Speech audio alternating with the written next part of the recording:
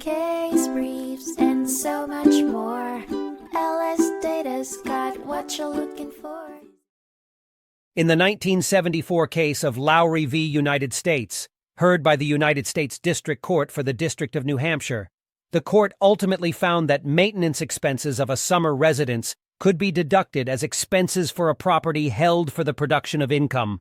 The dispute began when the plaintiff, a 3% stockholder in a cooperative community with a lease for the property, argued that the property was income-producing. The IRS had disallowed the deduction of maintenance expenses on the plaintiff's 1970 income tax return, prompting the lawsuit. The key question in the case was whether the summer residence was no longer personal property, but rather property held for the production of income. The court's decision rested on the plaintiff's reasonable expectation of profit from the property and their apparent intention to benefit from its appreciation after abandonment. As such, the court determined that maintenance expenses incurred before selling the property in 1973 could indeed be deducted as expenses for a property held for the production of income. This ruling clarified that property owners can deduct maintenance expenses for such properties even if they are not currently producing income, as long as there exists a reasonable expectation of profit.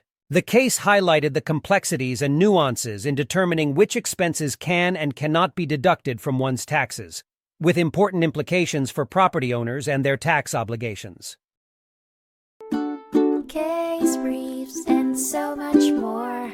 LSData's got what you're looking for. Visit lsd.law, elevate your mind.